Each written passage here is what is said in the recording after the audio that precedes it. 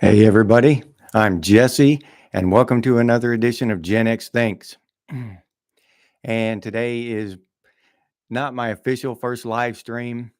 I did one or two about a year ago or something like that, tried, and I wasn't really successful with the live stream. Had hiccups with my equipment and my Wi-Fi connection and stuff. And live stream's a little different than just recording a video. So who do we got? Punisher. Howdy, Punisher. Can you hear me all right?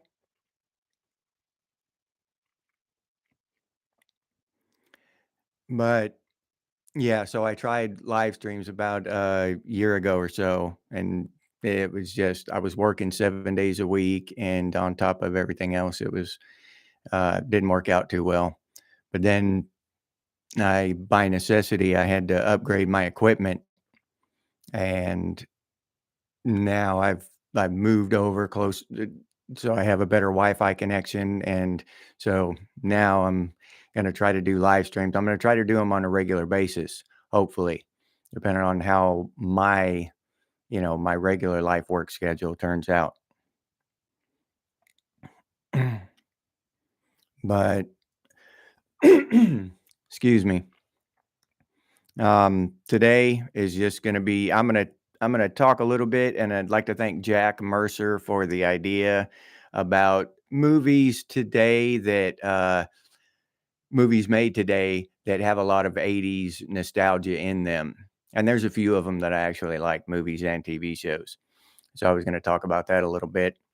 And Jack Mercer is the one who brought that up. He is a regular watcher and contributor to the comments, so I'd like to thank him for that. And also, if anyone wants to ask questions or anything in the chat, uh, feel free. Please go ahead. I want to interact with y'all and answer questions and stuff in the chat as well. That's the whole point of doing the live stream, doing it live, so I can actually talk to some of y'all, in a conversational way instead of just posting a video and then answering your texts, your comments when I get time and get around to them. Sometimes that's a day or two later. So I wanted a more interactive uh, uh, exchange of ideas. That's what I'm trying to say.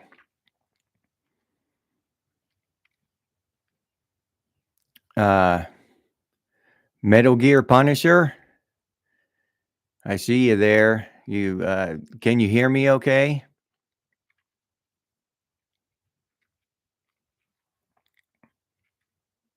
Let me know if anybody's having trouble hearing me. I mean, I can hear myself in my headphones, but I don't have a crew or anything to tell me anything's messing up. I have to. Okay, good. All right, thank you. All right, thank you, Punisher. I appreciate it. Like I said, I don't have a crew or anything to tell me when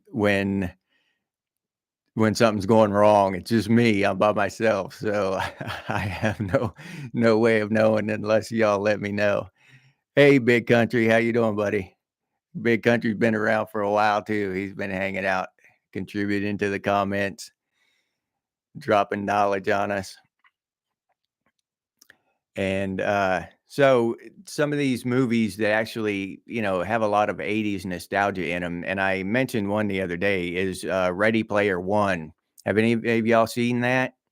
It's actually a pretty good movie. And sometimes I bitch about, contemporary movies being made. They're all shit and everything. But I can get a decent level of enjoyment even out of a shitty movie if it's got a lot of 80s references in it. But Ready Player One isn't one of those shitty ones. Hey, Mule 1991. Hey, buddy. How's it going? Pennsylvania, huh? How's it going over there in Pennsylvania? Glad to hear from you, Mule. Glad to see you here. But Ready Player One's actually a good movie. It could be about, you could change the subject matter and stuff, and it would still be a good movie. So that's a movie that I will watch. more than once, Some of these movies you see, I'll watch once and enjoy it half-ass, and then I won't watch it again. Some of them I continually watch. Uh, I'll still be watching it in 5 or 10 years, and Ready Player One's one of those. I just really liked it.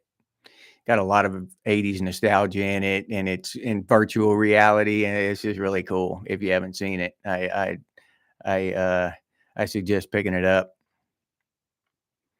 Oh, yeah, Fight Club, Punisher. Yeah, that's just my top 1 favorite movie, just right out the gate. Fight Club's up there at number 1. Everything else just falls in underneath Fight Club.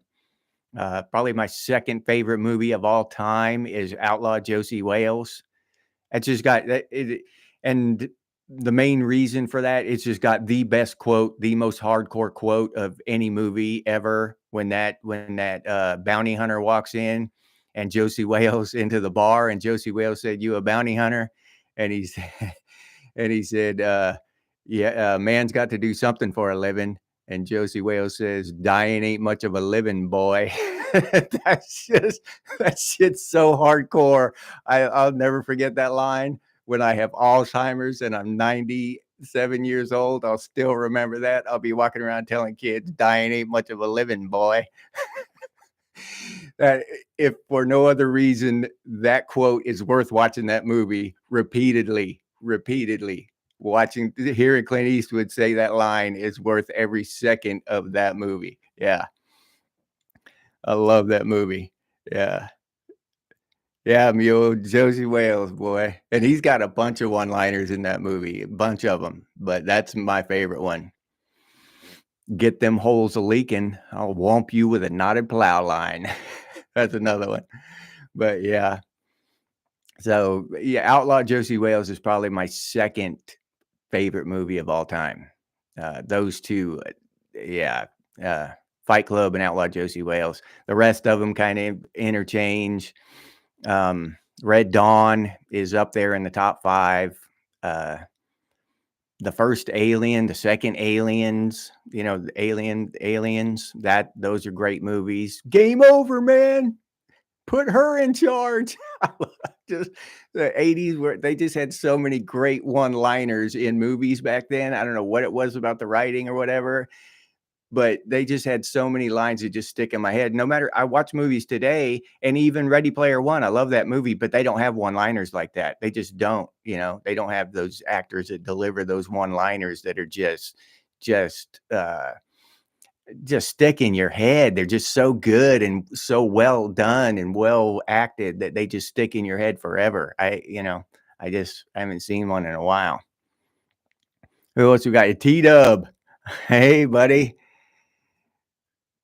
Anybody else new on here? I see you, T-Dub, the Wild Bunch. You in Pennsylvania too, T-Dub?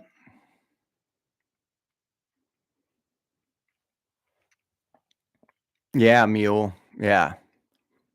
The original OGs. Yeah, they just made good movies, and they had just awesome one-liners. I need to do a whole episode just on all the one-liners that I remember from the '80s and stuff. And somebody brought up in the comments just a minute ago about Any Which Way But Loose and Any Which Way You Can. That right turn, Clyde, and Clyde would stick his hand out the window and knock out the sheriff or whoever, the biker gang. That was a famous. We ran around saying that when we were kids. Right turn, Clyde, and punch each other. Yeah. Another famous. Clint Eastwood had a bunch of them. Clint Eastwood, Arnold Schwarzenegger, Sylvester Stallone. They were just all kinds of actors that had really great one-liners. Jesse Ventura in Predator. I ain't got time to bleed. Easy Rider. Yeah. Yeah, Mule, you remember that? Clyde the orangutan? Yeah, he was famous. And then we had a bunch of famous animals. Clyde, Spuds McKenzie, remember all those really famous animals got Shaggy DA, that dog in there, and then What was the name of the flipper, the dolphin? There was a bunch of animals that were really famous. Lassie. When's the last time you heard Lassie or talked about? You know what I'm saying? What happened to all our famous animals like that? They just went away. I mean, they have cartoons and stuff now, but I don't know. Do they have a real famous animal now? I don't think so. Not that I know of. Benji, good one, Big Country. Yeah, Benji. It ain't bent. Yeah, that one's from, what was that? Unforgiven. Yeah. I thought it was bent. It ain't bent. Yeah. Yeah, that's a good one. Bucky. Hey, Buck. Duck beat in the house. Another Clint Eastwood fan. All of y'all seen Unforgiven, huh? Yeah, that's a great movie too. Now, don't be harming no whores, or I'll come back and kill every one of you sons of bitches. No, bury Ned Wright. Y'all better bury Ned Wright. Yeah, that was a good one too. Unforgiven. And I remember when I saw Unforgiven, I was like, damn, Clint Eastwood's old. Shit. I thought he was old back then, what, 25, 30 years ago when he made Unforgiven? Shit.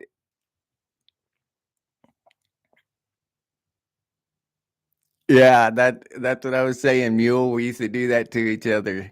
That right turn Clyde with each other. Yeah, Bucky, that's a great one for one-liners, that Unforgiven. But yeah, we had so many just awesome one-liners back then, didn't we? And like I said, the animals. So the culture and the entertainment industry has changed so much, and not for the better. I've said that before in my videos in the past. Like you find a sweet spot in anything, in the way you make chicken. You find the way you like it and it's really good, and then you make chicken that way forever. You know what I mean? You don't go screwing it up and throwing dog food in there with it just because. Yeah, you know what I'm saying? But that's what society does with so many things, with movies, with just all kinds of shit. They just change it just because, when it's awesome. When it's awesome, I mean, just keep making awesome shit. Don't you know? I don't get that. I don't get why things change just for the sake of change, and not for the better. I don't see it. I don't see a lot of things that have changed for the better. I really can't. I can't think of one thing. I mean, you could say, "Oh, everybody's got cell phones now." I wish I didn't. I mean, I miss those days. When I didn't have a phone on my hip all the time, and you'd be out there working and nobody could bother you. You had to wait. They had to wait until you got back home at night before they could call you. And everybody knew it, so they didn't get pissed off. Now if you don't answer the phone, people get pissed off at you. You're like, dude, I was working, had my hands full, dripping sweat. You want me to drop everything I'm doing and pull my phone out of my pocket, or walk clear back to the van and get it.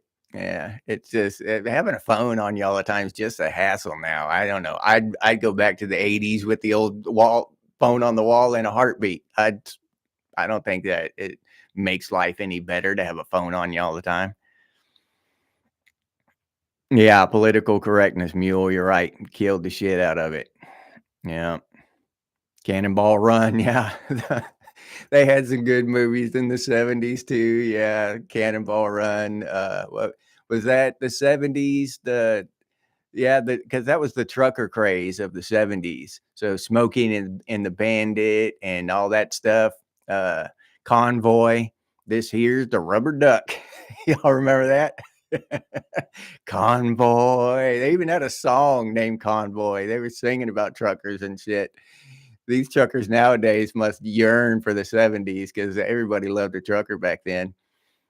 So yeah, the 70s they had some cool movies too. Remember that they had Gator? Remember that movie Gator with Gator McCluskey? Yeah, he was driving a boat out in the swamp or something. I hardly remember that movie, but yeah, Spuds McKenzie. Yeah, Dylan Mulvaney, Gen X Jack. Yeah, yeah. Dylan Mulvaney is their mascot. Yeah, I think we won out on that one. Spuds McKenzie beats Dylan Mulvaney any damn day in anything. He's even more of a woman than Dylan Mulvaney. LJ, hey buddy, how's it going, man? Glad to see you here. See if I missed anybody else. I just answered Gen X Jack. Good to see you here, Gen X Jack. And you're absolutely right about Dylan Mulvaney. Yeah. Yeah, Punisher, this woke CGI shit. Yeah, we need real drug related. Yeah. Yeah, they should. I don't know why all they had to do was add all this cool technology and CGI to good movies, but instead they took away all the goodness and now it's just the CGI. All the great writing, all the great one-liners, all the great acting and everything. It's just lazy now, and they're just throwing CGI at us, and that's a whole thing. I could go down that road and get get pissed off. Know that shit irritates me. They just get lazy, you know what I mean? It just and instead of making quality shit, they wanna remake quality shit into bad shit and make it bad. So yeah, even if they did start making remaking 70s truckers movies, they'd probably screw it all up. Sailing with the gods. Welcome to the show, buddy. Glad to see you here. Yeah. Yeah, that's what I was saying. Sailing with the gods. CGI ruined it. They just made them all lazy.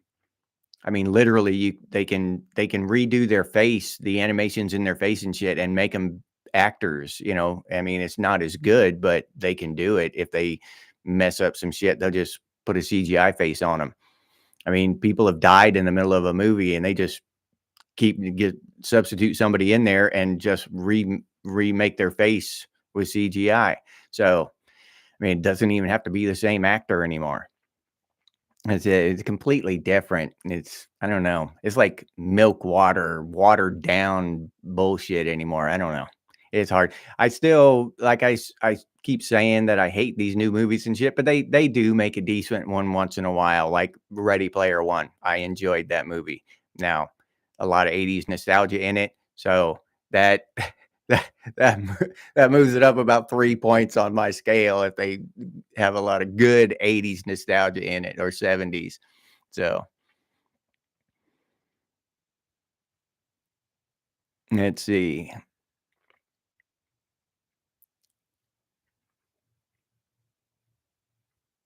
All right, Mule. Keeping the Commodore 64 community alive, huh? Yeah, that's cool. Yeah, sailing. Ready Player One was a good movie. And another one, um, if y'all haven't seen it, one of it is Hot Tub Time Machine. Let me know if any of y'all haven't seen that. But that, as far as Gen X nostalgia, now it's a subpar movie. I'll give you that. If you've seen it and you want to hack on me for liking it so much, okay, it's a subpar movie. It's not, it didn't win any Academy Awards or anything, but just the Gen X nostalgia in that movie is cranked to 12, you know what I'm saying? And I just love it. I've seen it dozens of times. I love that movie. It's one of my favorites, especially my favorite, nostalgia type movie. That is my favorite. It's awesome. I could just see, getting transported back there at this age now and having your mind blown away. Yeah, it's just cool.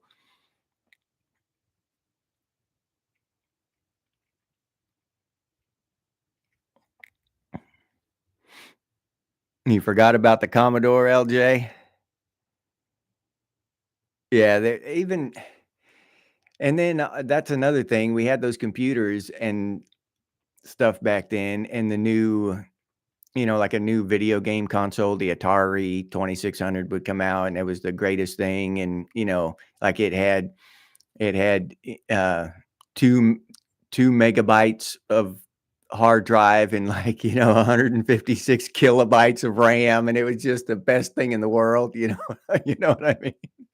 Nowadays, shit, like, I mean, nothing, my watch has more computing power than that by I don't know how many degrees of upscale, but yeah, the I don't everything was simpler back then, and less was more. Less stuff, less computing power, less, RAM and hard drive and graphics and all that stuff.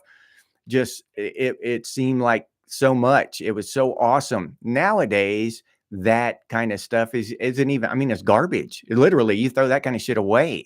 I do. What is it? It's just crazy how far it's come. But then, what used to be awesome is now, I mean, it's not even worth talking about that, to the general public. What's a kilobyte? They don't even know what a kilobyte is. Or but I remember back then when they used to tout, 800 kilobytes or whatever, because it, wa- it was awesome back then. So ColecoVision, yeah, I remember those.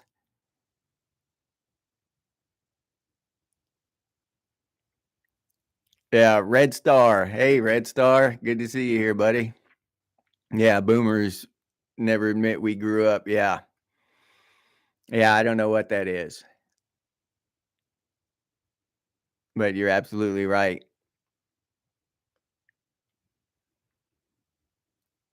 Yeah, Gen X Jack. Yeah, that's another thing. Stuff, you turn stuff on back then and it came on. I mean, some real old TVs had to warm up like a diesel engine. You had to warm up the glow plugs. I remember turning on old TV, and it had to let it warm up and shit. The insides would start making noise as it warmed up. But yeah, computers would just fire right up back then. Nowadays, you gotta, because they put so much crap on there.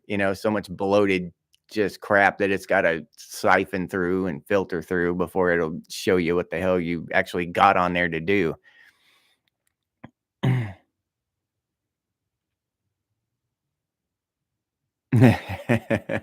Yeah, LJ. I never had that problem. Well, I never had any video games growing up. We never had that kind of stuff. Me and my brothers and sisters, we never had that kind of stuff growing up.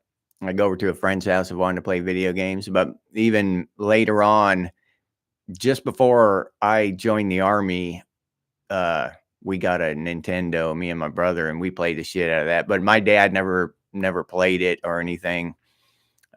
Just never interested in any of that kind of stuff. So we didn't have to worry about that. Yeah, the retro Atari days. Yeah, Mike Tyson Punch Out, Bucky. Yeah. that game was brutal. That may be one of the hardest games I've ever played. Mike Tyson Punch Out. Honestly, I don't think I ever got to Mike Tyson. It was tough getting past the big, what was that big fat guy's name with the Band-Aid on his stomach? Hippo or something. I forget what his name was, but yeah, I couldn't hardly get past him. And all you had to do is punch him in that Band-Aid. So that wasn't a game that I was highly skilled at, but I still enjoyed playing it. Yeah, the static from the TV screen. Yeah. Yeah, I don't know how many times as a kid I went to, that was like, uh, you went to sleep with that, woke up with the static on the TV, that noise. I'll never forget that noise. Or the national anthem playing on some channels. They play the national anthem and just have the flag waving. Yeah.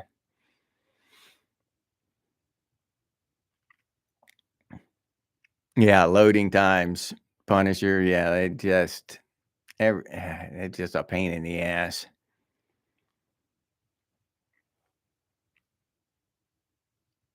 Yeah. Speaking of tubes, bike tubes, LJ, we had a creek when I lived in Goldendale, Washington, and me and my brothers and sisters and some of the town kids, we'd go down to this.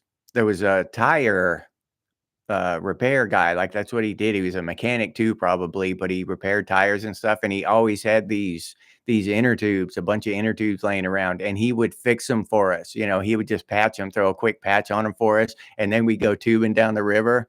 Yeah. I remember I was like the king of the world one weekend because he gave me a big semi inner tube. I was like 10 years old, and I was rolling this inner tube that was twice as tall as I was.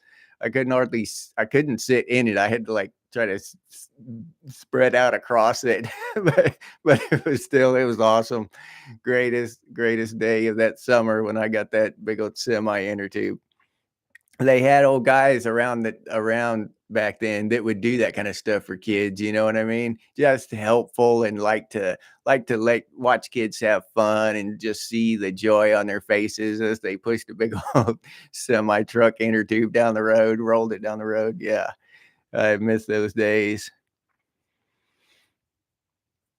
Hill Bill. Hey, what's up, Bill?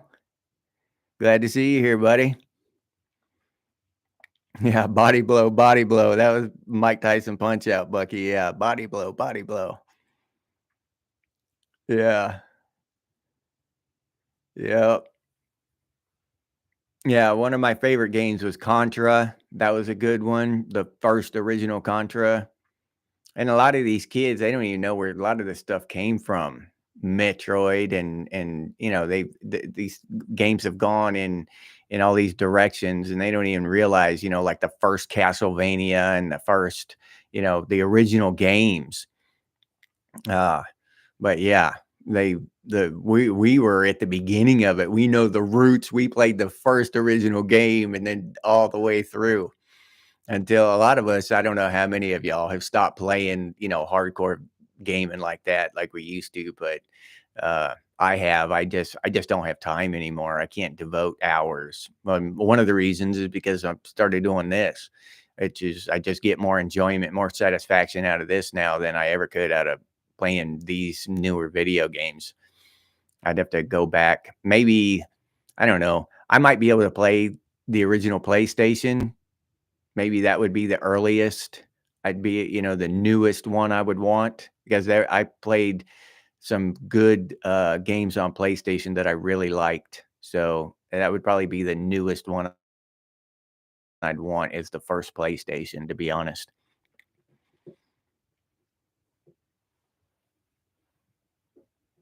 Yeah, making a go-kart out of a grocery cart. Yeah. Yeah, we did some crazy shit back there. Dwayne, what's up, Dwayne? Old school Gen X thinker there. We gotta brush the dust off of Dwayne. He's been around watching Gen X things for a long time. Y'all listen up. We're about to get some real knowledge now. Old school. Hey, Dwayne, glad to see you here, buddy. Seriously, man. I appreciate it.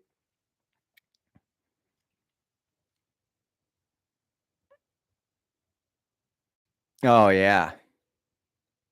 Yeah, PlayStation. That was just, yeah, you're right. The pet rock of the 90s, Punisher, that it was just everywhere. And every single game was on it. And they were still making good games at that time. They hadn't just completely went, you know, all out on the online shooter thing. Now all they do, they just get a bunch of people together to shoot each other and teabag each other and shit. That's basically what it the old school one player games with you know, an engaging story that drew you in and made you want to finish the game. Uh that doesn't exist anymore as far as I know. I haven't played one in a long time, not in a long time. And I can tell you my favorite game uh of all time was the original, the very first Silent Hill on that PlayStation, the PlayStation 1. It was so hard, dude, when I when I when I got to that hospital and you're working your way through the hospital and those nurses are chasing you and shit. And I'm just scared to death of these nurses. And you got like two pistol rounds and you're trying to save them, conserve them and shit. And I finally got down to the boiler room in that hospital and I got that big fireman's axe. And then I went hunting those nurses. I was so pissed off by the time I got to that axe from running from them, just being scared of them the whole time. I mean, I was scared. A grown ass man scared of these haunted mutant nurses. And I went on a rampage and I went through and I found every one of them like rats. I exterminated them bitches out of that hospital. But I love that game. That game it just sucked me in. I was in that world. It was just amazing. Yeah, that's bar none my favorite game I've ever played. The first Silent Hill. Yeah.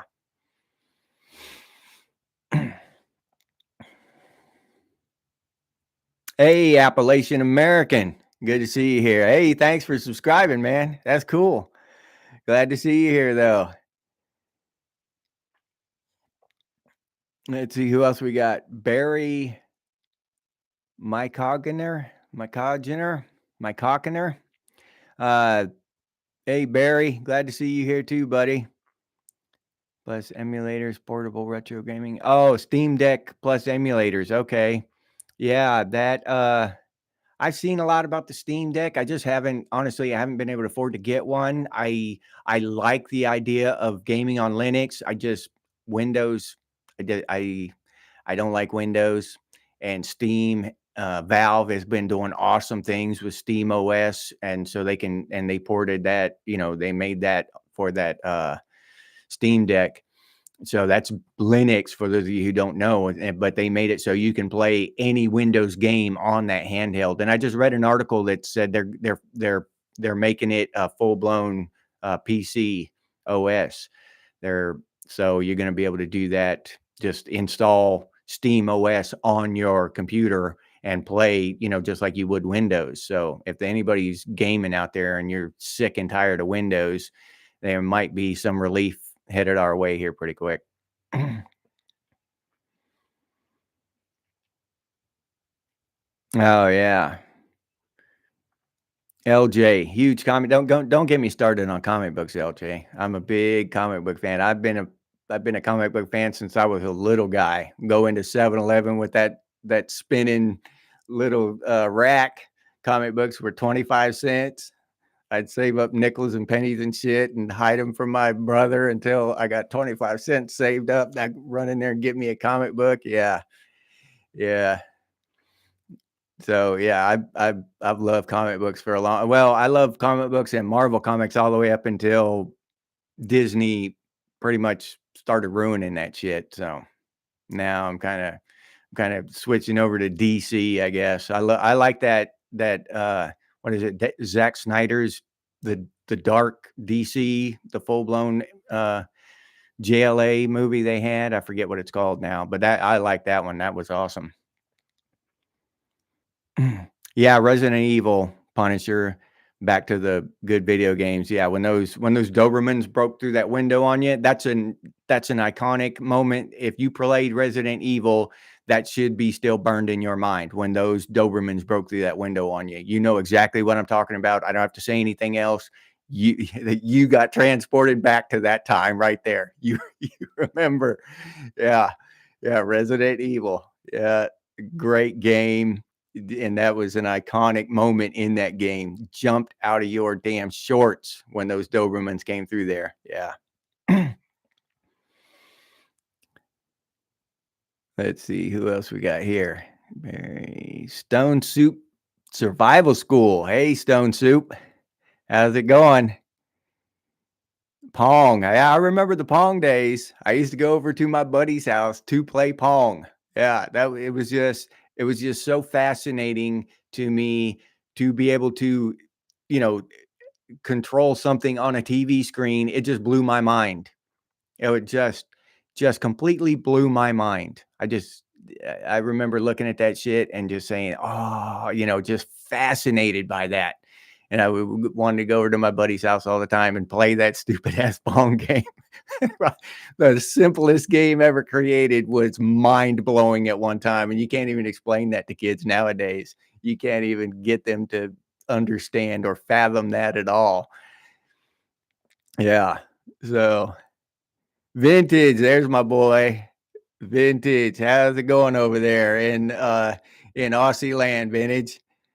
Good to see you here, buddy. Seriously, glad to see you, buddy.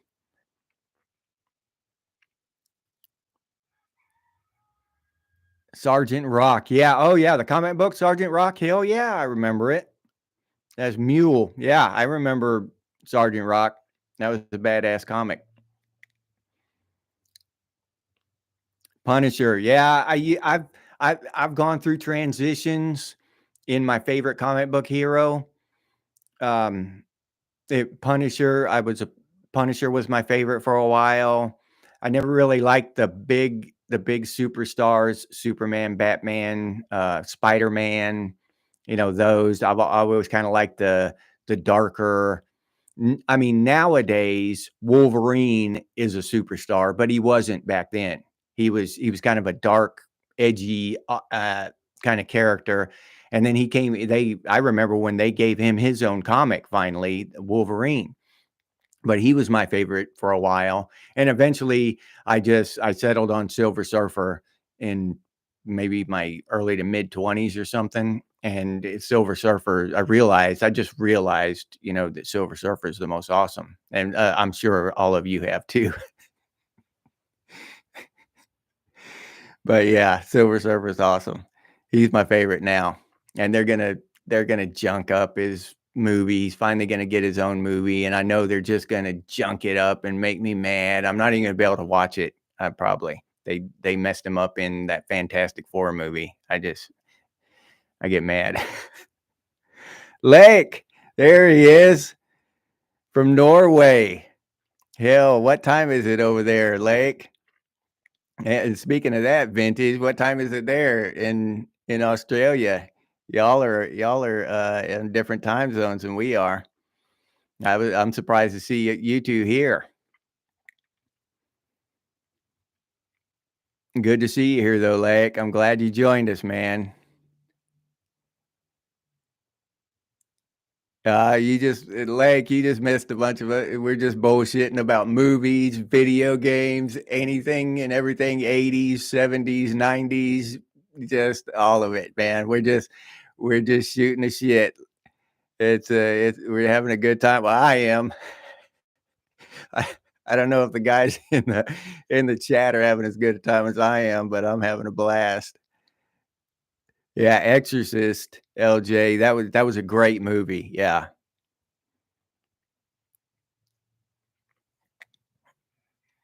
Oh, Green Lantern, Dwayne. Yeah. Yeah, Green Lantern, he's awesome. They didn't do him justice with that movie with that what's his name, the Deadpool guy. They didn't do him when he made that Green Lantern movie. That was just a sad day for Green Lantern. Uh, yeah, Green Lantern's always been excuse me. Green Lantern's always been up there on my list of favorites. Yeah.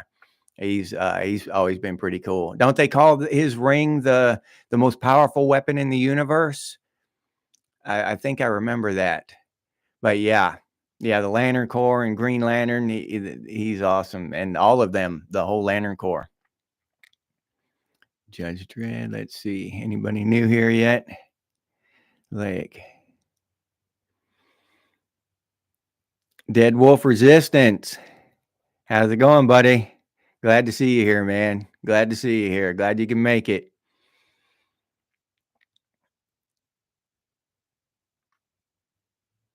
Grunge music in the 90s. You know what? I heard this. I just read an article. I didn't even really realize that. I've never been to a rock concert or anything, never been to any kind of concert, just never done it. Never really uh I like music as much as the next guy, but I'm not in love with it. I listen to books when I listen to something, but I'll listen to music once in a while. But anyway, so I've just never back when I was a kid, we never had the money, And as I was an adult, just never really, but anyway, I read a thing that Pearl Jam actually they bucked the system and did their own thing and were given concerts and only charging like $9 a ticket, right? So I just thought about that. And if Pearl Jam can do it, then why can't everybody? I see this thing with what's her name? What's that Taylor Swift girl?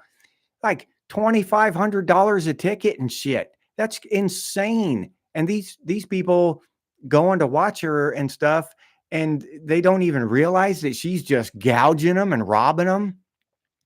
And then she had an album, or she had some music, and then she got in a dispute with the thing. So with the album company or whatever, the music label, and then so she remakes all the music and just changes it a little bit and then recharges all her fans for that same music again. So they had to pay for it again. Taylor's version.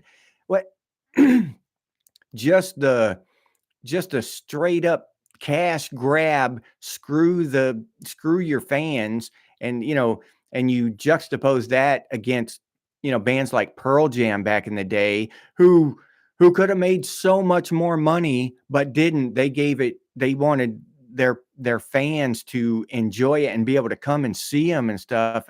Man, that just makes me sick when I think about that stuff. The things that they could do for their fans and they don't. And like that Taylor Swift is just a prime example. A lot of them are like that, but just she's the prime example because she's always in the news and shit. I don't know why, but she is now.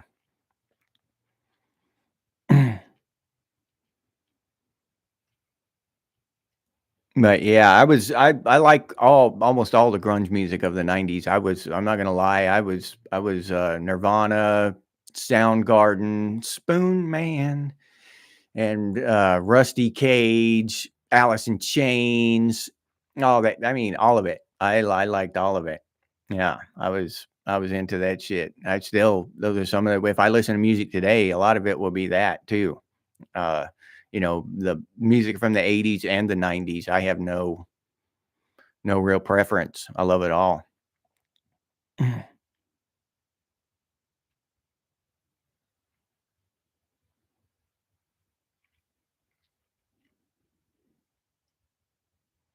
Yeah, yeah, Lake, yeah, Conan for superhero. Yeah, a lot of people forget that Conan started in comic books. Well, he started as uh, not even a novel. It was like a serial in a magazine or something, and then it became a novel, and then it uh, was a comic book.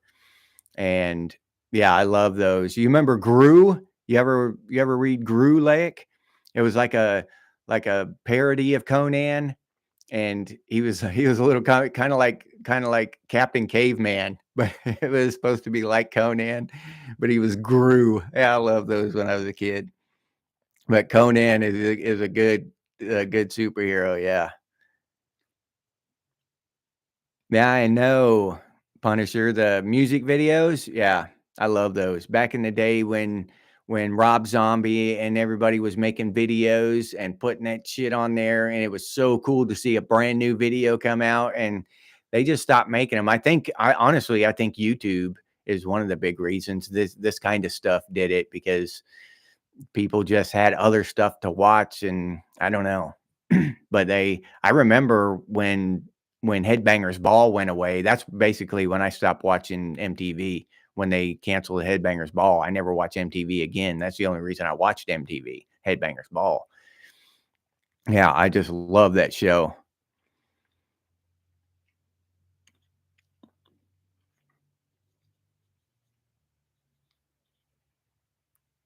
Zach Wild, Dead Wolf. I've never heard of them. Zach Wild and Texas Hippie Coalition. I've never heard of them. I'll have to check them out. Yeah, corporate music sucks, Punisher. Yeah, you're right about that. Dead Wolf. Yeah, 70s and 80s was the high point. Probably early 80s. Country started going downhill with what was his name? Now I'm not going to be able to remember his name, but the country music went downhill in the late 80s, and it's been on a continuous slide downhill since. It just but my country music is Hank Williams Jr., Merle Haggard, Willie Nelson, Kenny Rogers, Coward of the County. Shit, you can't do no better. Coward, I'll listen to that shit right now and it give me goosebumps. Listen to Coward of the County right now. Shit. Yeah, yeah. That old country music gave you goosebumps. Gave me goosebumps. I'm not gonna say everybody. Maybe I'm just a oddball. Maybe I'm just a weirdo. But some of those old country songs just gave me chills and I had a reaction. You know what I mean? Well, any good music will, but for me, those old country songs were just awesome. And even even older ones, like back in the 50s and shit. Some of those old songs, if you're real country fans, you want to delve back into some old shit, because that's what my dad listened to. And so I got introduced to that stuff when I was young, and there's some good shit. Look up Strawberry Roan. You want to hear a good damn song, but it's an old song. Listen to the words. Strawberry Roan. Listen to that shit. Yeah. Yeah. That's a damn good song. And they've got more of them like that if you're into that kind of stuff. But if you like good country music, there's more than we know back before us. Yeah.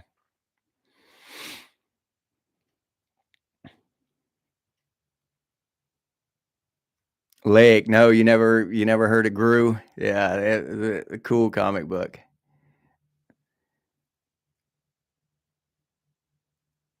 My favorite band?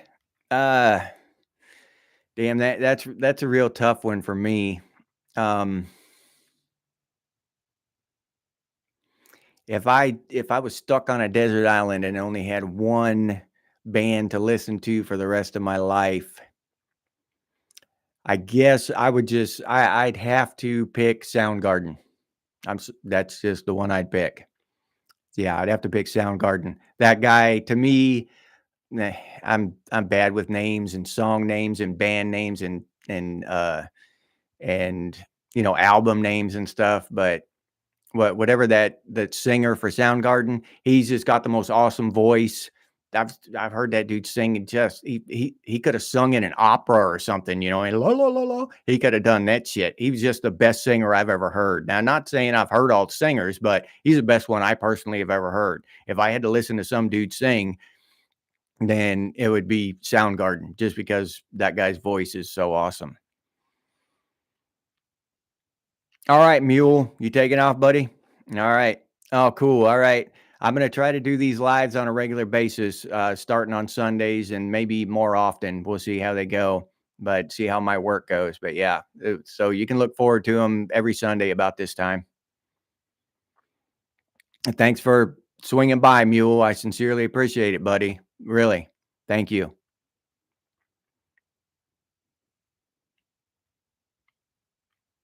Yeah, sailing with the gods.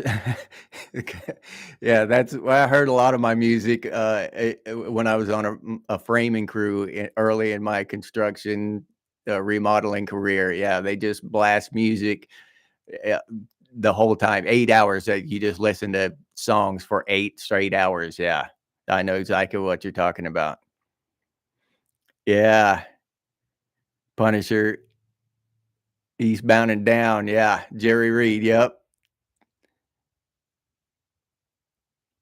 Marty Robbins, Bucky, yeah. Ian Tyson. Yeah, those are old school, before our time, but the music still resonates, man. One of my favorite songs of all time is called 16 Tons by Tennessee Ernie Ford. It's been covered a million times, and I think that was a cover, but that's just my favorite version. I love that song. Sing that shit in the shower.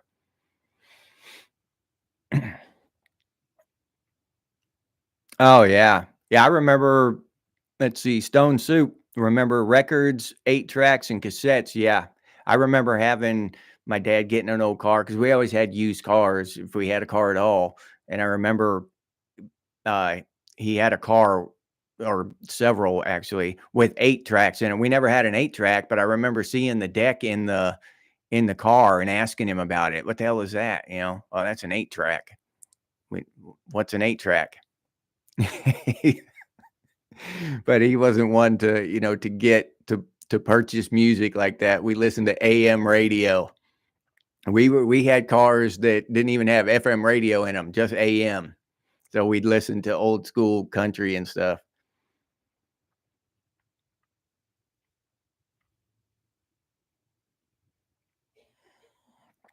Texas Hippie Coalition, heavy classic metal with classic 80s country.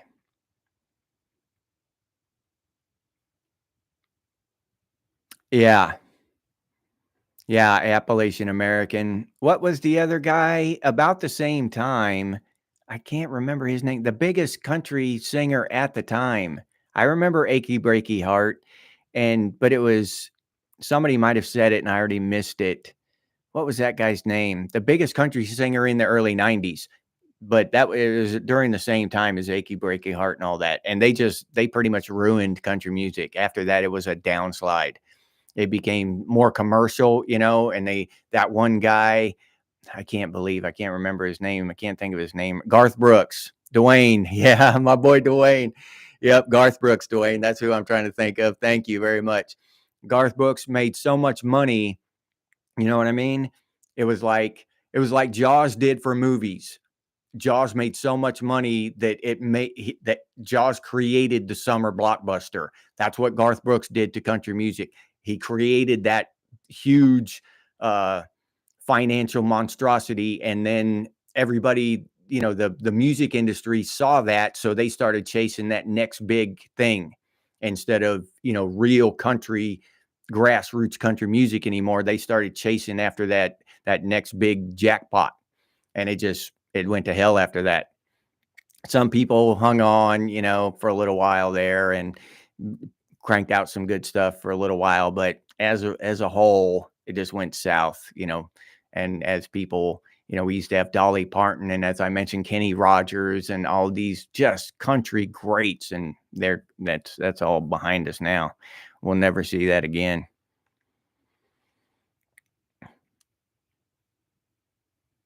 Yeah, Dwayne, naming one favorite band is difficult. Yeah. Yeah, it sure is.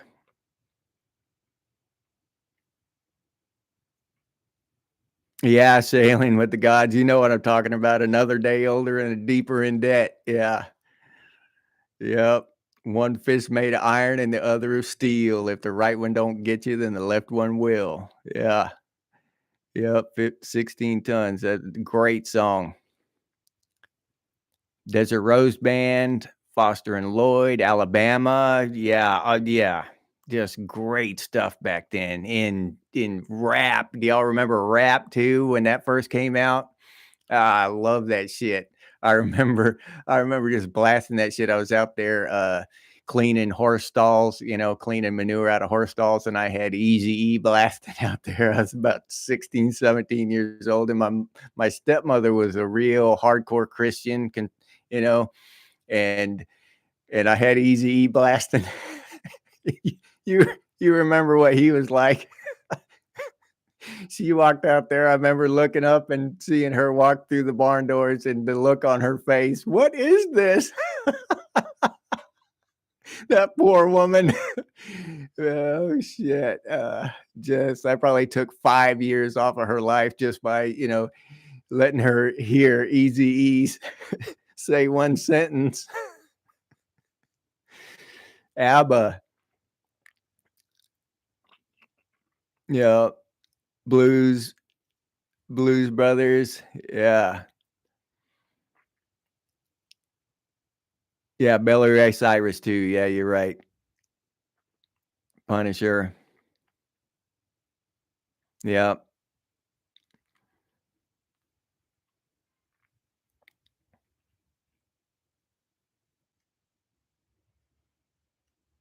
Yeah, yeah, Dwayne. The Dixie Chicks were in on that too. They started that whole country pop thing. Yeah, absolutely. Nice call. Yeah, and that changed everything. Yeah.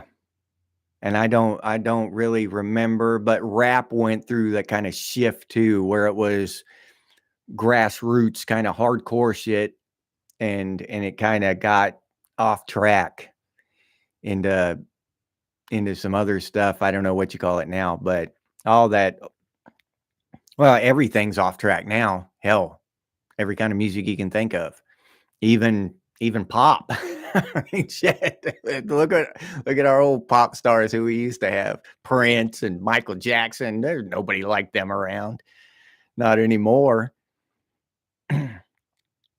Yeah, Dead Wolf, old classic country. Yeah, that we used to listen to a station, like I was saying, it just AM, and my dad would put on an AM station, and it would be old classic country. Liable to hear something from the 1930s on those damn stations back then. So,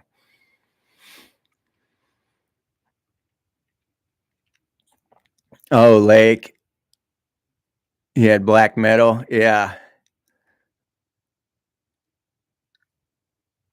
yeah, Dwayne, you're right. Every genre of music was good back then, and we had a lot of. I mean, country was still solid and not really, taken over by corporate greed yet. But then we had a bunch of new stuff come out like rap, and even in the 70s, I mean, that, heavy metal and stuff had just started coming out and just really reached its stride in the 80s. And even like I remember hearing back then that Green Day had sold out to corporate greed and all that. So selling out back then was a bad thing for bands to do. And now you never hear that. Oh, so and so sold out. They are all sold out from day one now. They don't even joke around about it. They know that's what their that's their goal is to sell out.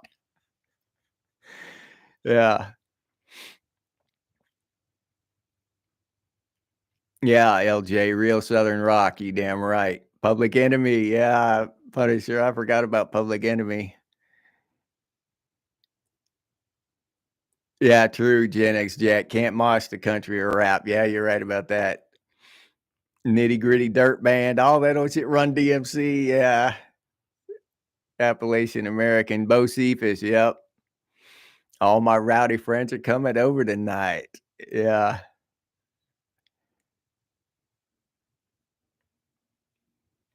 Yep.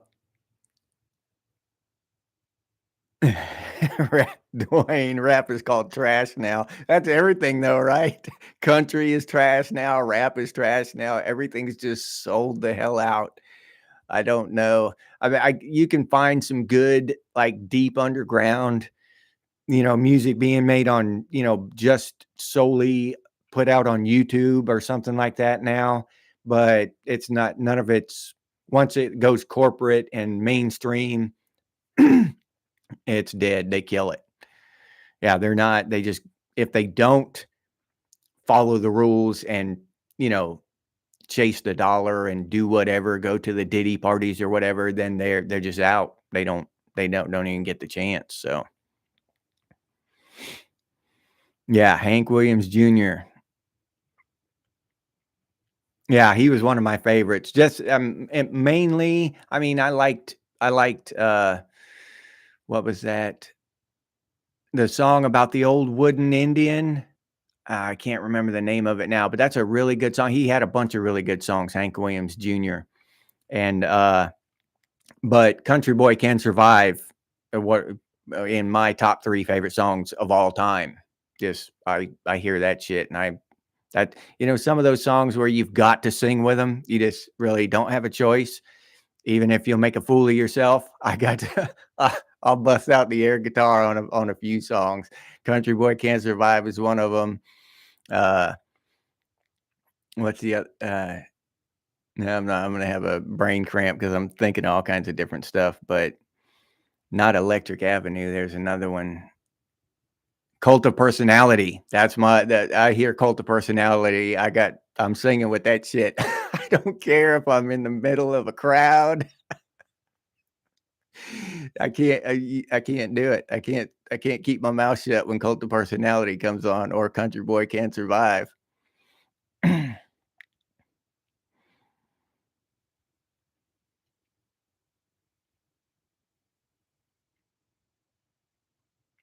Dead Wolf Resistance. You got a channel? Can you I don't know if they let us put links in here and shit, but if you do, put it in the comments. Or Deadwolf, send me an email or something with it in there. If you can't do it in there, I'll support you, dude. I'll put I'll put your a link to your channel in the description or something. So let me know the link to your channel, Deadwolf.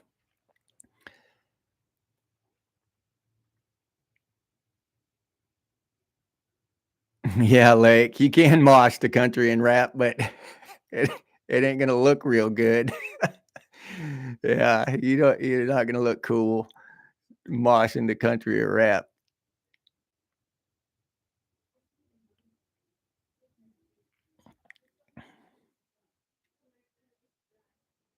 Yeah, Gen X Jack, that AI generated music. Uh, that doing this doing this YouTube channel and looking into the editing and all this stuff, you know what I mean? They are pushing that shit hard. YouTube generated or AI generated music. I can literally uh, upload a video of myself like this, or in a short video, and some of my voice, and they would just make a video for me, have me sitting here talking. I've never done it. I don't know how good it is, but have me sitting here talking, and I would just, type in what I want the video to say, and it would have me there talking. So, but they're pushing it hard. There's a lot of money in it, I guess. I haven't spent any money on it. I just do my own shit. But a lot of people are spending a lot of money on it. So I I think it's coming, and it's coming hard and fast. So we got to get used to this AI, whether for good or ill. You know what I'm saying? You just uh it's I don't know what else to say. It's coming, and it's not coming slowly, and we're not going to inch into this. They are hitting it hard and fast. This shit's going to be everywhere before we even know it. Yeah. Not even going to have time to get used to this shit. Yeah, Dwayne, Living Color. Yeah. Yeah. I love that song, Cult of Personality. I can hear it in my head right now.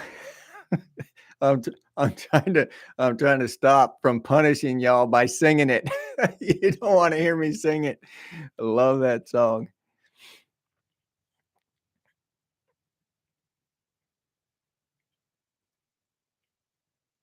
Yeah, I believe that. Barry Mag- I'm gonna call you Barry McGuire. I don't know how to pronounce that. But yeah, Barry Soros owns Taylor Swift's whole catalog. Yeah, yeah, I believe that shit. Yeah, yeah, they're not super talented people. They're not super talented. They're not doing great, amazing things. They're just not. So for them to shoot to superstardom like that, it takes a lot of financial backing, and they've got to provide something in return for that. Just like a politician.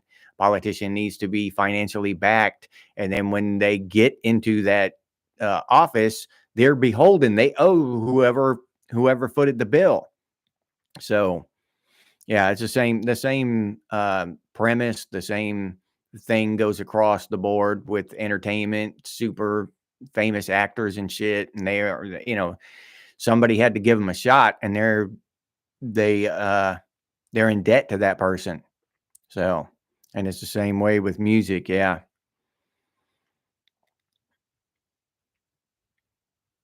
Oh, okay, Dead Wolf. Just type. Okay, I got you. Just type your name in there. All right.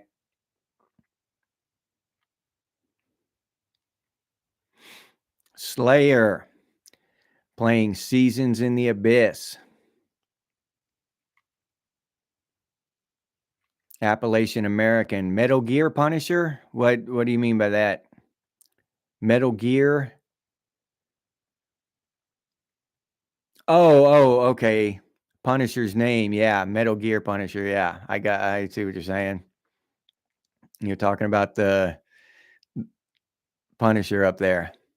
Yeah, I played that original Metal Gear game too on the original PlayStation. Lick. Yeah, we should be supporting local bands, buying local products, uh, anything but cheap Chinese shit and making billionaires richer as far as I'm concerned. I support. Yeah, Metal Gear. Oh, but I was saying, I wanted to, that's one thing I don't want to forget before I sign off of here. I'm still going to be on here for a while, but I'm just going to go ahead and do this. I wanted to call off a few names of long time subscribers and just give them some shine a spotlight on some of these names that have really been around for a while and deserve recognition for constantly contributing to our comment section and just enlightening all of us and sharing. And so I think these people deserve a little recognition. So bear with me while I run off a list of names here. Dwayne Avery, Laura Ann, and y'all will recognize these names if you've been uh, watching my channel for a while, because they're always in my comments and just saying all kinds of good stuff. So these aren't going to be new names to you.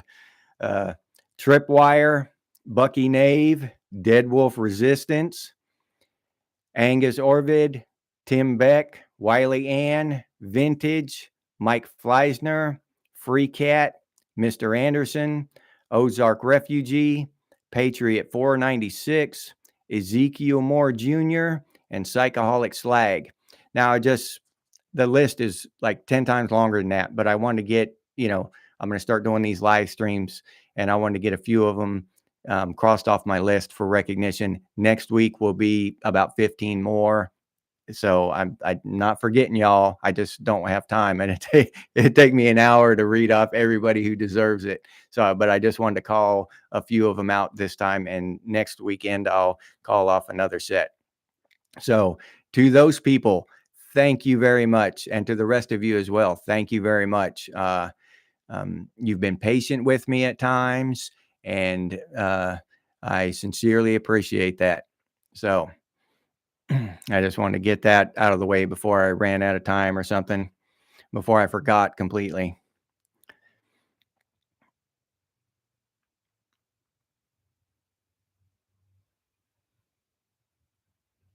Why does no one pronounce the P in Mr. Anderson? Because Anderson, I don't know. That's a lot of work pronouncing that P in the middle there, Mr. Anderson. Yeah, that name though brings up the movie The Matrix.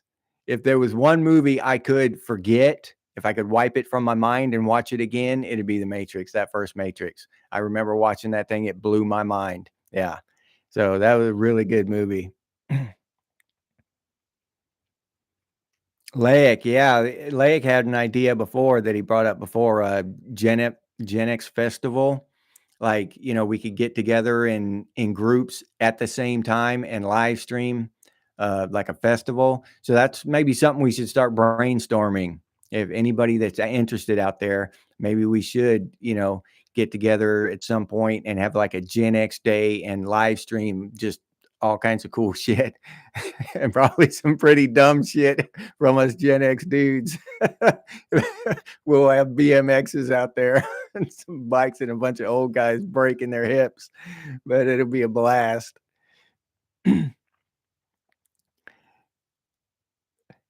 Yeah, Gen X Jack, Seth Meth. You remember that one?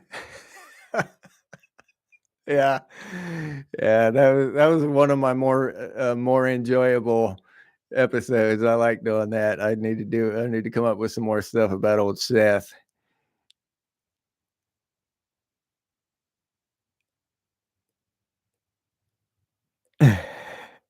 Hey, Dwayne, you deserve it, buddy. You've been hanging with me for a long time. You deserve it.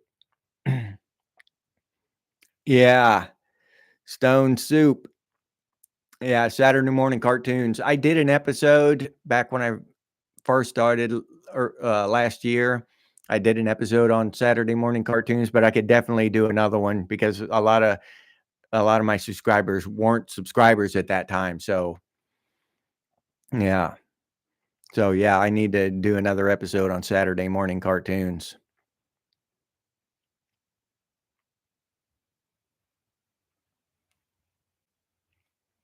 Yeah, we need to Dead Wolf Resistance. We need to do something like that, man. That'd be so cool. And live stream that stuff, you know, everybody at each location have a live stream just watching almost like a Lollapalooza or something.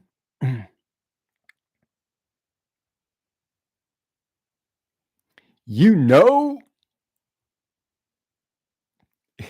Yeah, Dead Wolf, that's what I'm saying, it could be dangerous depending on what we get ourselves into, especially if we start getting nostalgic and shit with a couple beers in us. We might not we might have to have an ambulance standing by.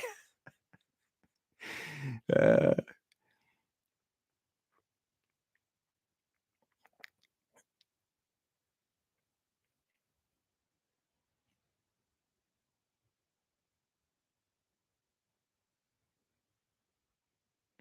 yeah, our test, MJ.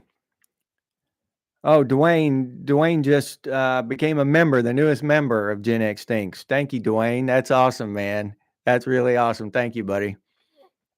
Um, so artist MJ, yeah, I just watched that movie. It came out like the day after I shot that video, and it really does parallel that where it was like this whole thing where robots were the minority victims. And then I watched that movie, and it's a pretty good movie. It's okay. I wouldn't call it great, but um, but they make it's weird because I don't want to do any spoilers for y'all, but just notice who who has your sympathy when you're watching that movie. Who do people who made that movie, who do they want you to sympathize with, and who are the bad guys? Who are the good guys? Who are the bad guys? So check that out. That's what was it? Something? Electric State? Something like that. I think it's Electric State, something like that. It just came out on Netflix. It's about that dystopian future I was just talking about in a couple videos ago about how AI and robots were going to be the new what is that called? The new, now I'm getting a mind blank again. The new minority group, and everybody will jump on that bandwagon, and that's exactly what happened in that movie. Yeah, Dead Wolf. That's what we need, a sword collection. At the at the Gen at the Gen X reunion. Yeah, well, we definitely need some ambulances then. Yeah. Yeah. Yeah, Punisher would need some snacks too. Buy coffee. Well, thank you, Dwayne. I appreciate it, man. I sincerely do.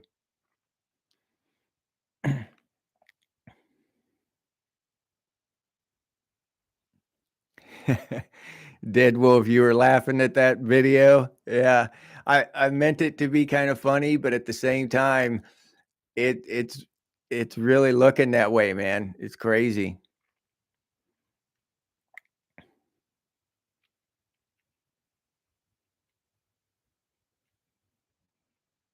Yeah. Appalachian American, yeah. Moonshine and boomsticks.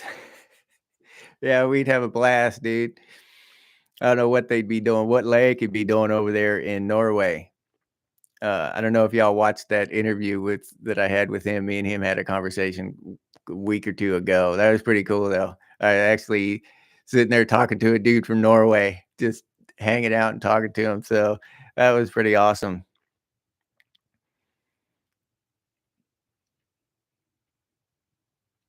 But yeah, I, the whole apocalyptic thing. I've had that thing has like been at the back of my mind for my entire life.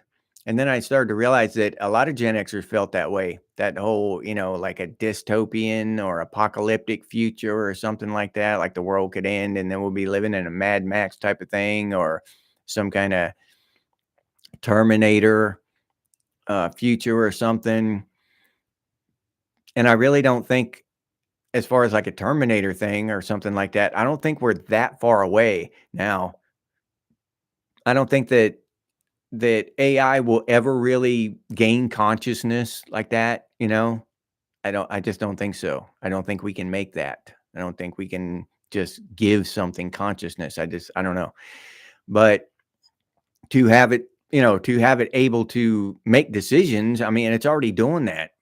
It's already doing that. They're self-driving cars and shit and doing all this, all it needs is Google Maps and a picture of the bad guy. You know what I'm saying?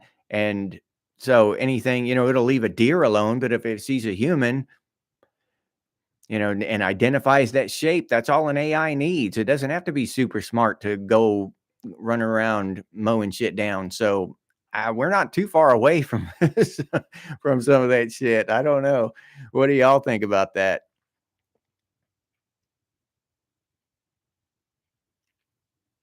Oh yeah. Yeah, like we'd have zombie rights movement. No matter what happened, uh they would try to make somebody the bad guy, you know what I mean? And just and that's the weird thing about the younger kids. Like they're with the establishment, but they think they're rebels, but they're in lockstep with the establishment. We were rebels. We were rebels. We didn't we didn't hold truck with any authority, any from the school nurse to the president of the United States. We didn't want to hear shit from any of them. Now these kids, they're just I don't know. They're in lockstep with the government. You know what I'm saying? So I don't know. It's crazy. I don't understand it.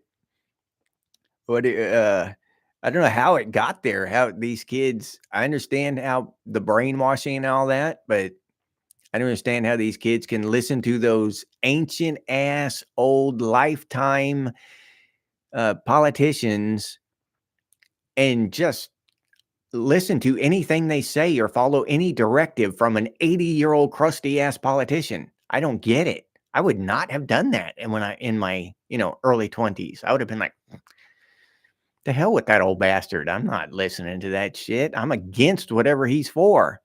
You know what I mean? I wasn't with that shit. Yeah, Dwayne, they lack passion for anything real. Yeah. Yep, that's exactly true. Yeah, the ones who own the media own their minds, like, yeah. Yeah, that is true. It's it's tough to watch though. It's tough to watch that shit. You know what I mean? It's hard to watch these kids fall for that shit at this age, knowing what I know and because I wasn't brainwashed in that way back then, but I my mind wasn't fully engaged at that age. So I had, you know, and now that I look back on those times, I can see how wrong I was about a lot of stuff. So I have some sympathy for the kids, but at the same time, they're just so far out there. It's hard to, it's really hard to have a lot of sympathy for them. Yeah, Appalachian American, the kids are the zombies. Yeah. And that's why a lot of people have that whole NPC theory, and there's something to that. They're just like robots, or they lack the ability to think for themselves, or just they're too lazy to think for themselves or something. They do absolutely no research. All you can do, you start, because I'm on here doing this kind of stuff and I talk to people and I, just suggest somebody, well, look it up. If you don't believe me, just look it up. I'm not trying to convince you of anything. What I said was true. It's just the truth. Look it up if you don't believe me. Find out for yourself. And then they'll just start slinging insults, Ah, bigot and all this. I'm like, okay, whatever. They don't even won't even take literally 30 seconds to learn something real about the world they're living in. Yeah. Yeah, Dwayne. Human interaction is key, and that's really important. I mean, even as as close as we can get to it like this, you know what I mean? Interaction and actually conversing and sharing ideas. And that's one thing I didn't want Gen X things to be was was an echo chamber. You know what I mean? I wanted it to be about thought and sharing ideas and stuff. Because I think that's closer to the actual truth of the world. The entire thing, I don't know if I'm explaining that right, but the sharing of ideas and the sharing of knowledge and that entire collective is closer to the truth than, all these just echo chambers bouncing the same idea back and forth. There's no growth there. There's no evolution when you're just refusing to budge in any direction. You just in lockstep with each other.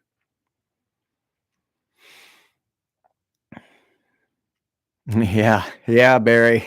Between shit and syphilis in the dictionary, that's where you'll find sympathy. Yeah, yeah, it's just watching them do all this crazy shit, and especially the young women nowadays. I actually have a small amount of sympathy for the young men because these young women are just they're completely yeah. I read this thing. There's one post where check this out. A woman was asking advice online because her neighbor had babysitted her kid. She wanted to go out and her neighbor said, "Yeah, I'll watch your kid for you for a couple hours, while you go out with your friends or whatever." Now she wanted to know if uh, if it was possible that she could prove that he had accepted a parental role so she could get him for child support for the rest of his life for babysitting once. Yeah, that's the mentality of these young girls nowadays, these young women. Yeah, so these young men, they can't even be nice to these young women. They can't even be friendly or kind to them. They're just setting themselves up for for 18 years of child support just for trying to help for, a couple hours. It's insane the kind of shit that these young women are saying. Yeah, completely insane. Yeah. Yeah, Gen X Jack, they're just I don't know what to say. They're completely bonkers. And I've always heard my whole life from my grandpa to every generation of men have always said that, women are crazy. I've heard that my whole life. That's what you hear, and I've always thought, well, men think women are crazy. Women think men are stupid or whatever. That's just the way it goes. And I thought that was true my entire life until I started seeing this Gen Z shit from these young women. They are nuts, completely out of their mind. Not all of them now. Some of these young women have been raised right. They got level heads on their shoulders, but some of this shit that these young women are posting is completely insane. They need to be committed to for the public's safety. Yeah.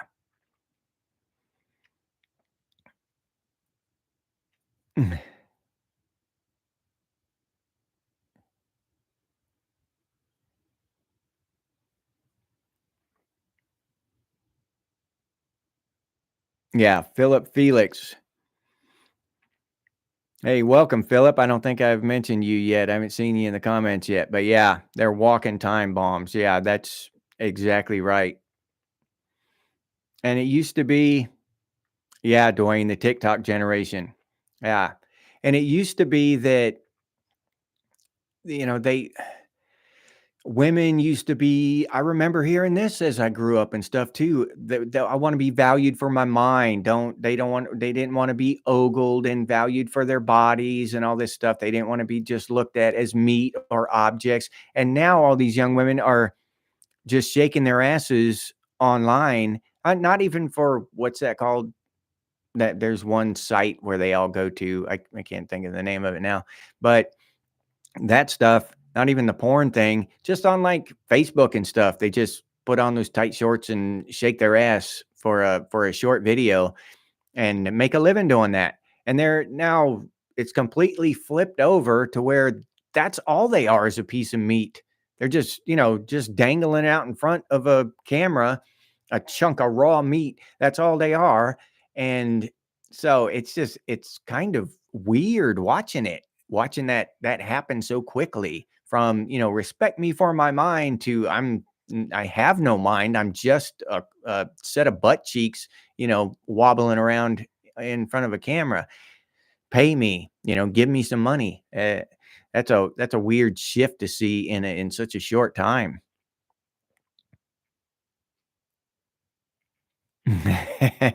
All right, Appalachian American. Thanks for showing up, man. I appreciate it, dude. Seriously. I sincerely appreciate it. All of y'all. Let's see. How long have we been on here now? An hour and a half. Holy cow. The time flew by. I was a little bit nervous about this because the first real live stream I've done, I did a couple, but they were like 3 o'clock in the morning or something before I went to work because I was working every day and I'm too tired after working all day to come home and then, stay up late and do a live stream. So I just kind of half-assed did a couple and it didn't work out real good. So I just kind of shelved that idea for a while. But this working out great. Hey, Laura Ann. I was hoping to see you here. Good. Glad to see you. You'll have you been here the whole time or you just now logging on?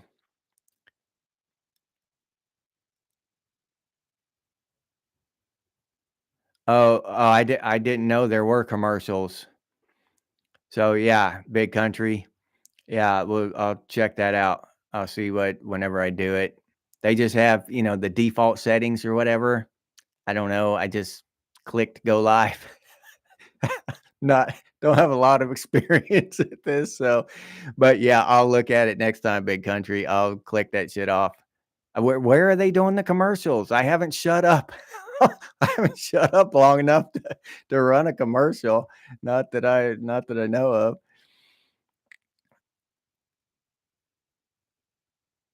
Yeah. Yeah, Philip. They have no role models, only the trash on TV. Yeah. Yeah, I mean, they used to have good role models. We used to have good role models when we were kids. I mean, you think about it. Think about our role models: Clint Eastwood, Rocky, and Patrick Swayze in Dirty Dancing, and Red Dawn, stuff like that. And now, who are these kids looking up to now? Iron Man, and get some shawarma. I don't know. Maybe maybe there are a couple of role models out there. I don't notice very many. Most of them are just like cheap TikTok stars and stuff, they're not trying to say they need to be super like clean or religious. Rambo wasn't that way. You know what I'm saying? But at least have some depth to them. That all their role models are just shallow. They're flimsy, you know, 30-second little flicks of fraudulence. You know what I mean?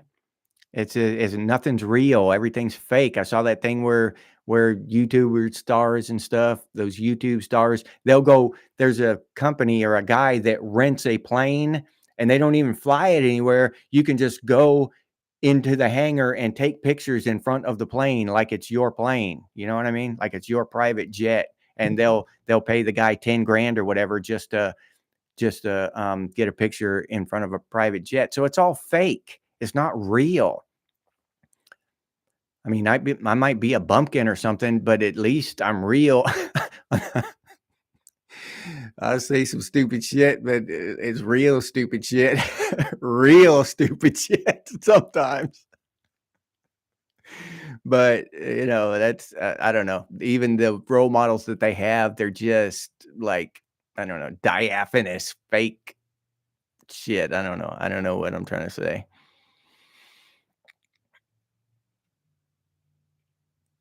Oh, okay, Lauren, you just got here. Well, this'll load up and you can watch the earlier parts later.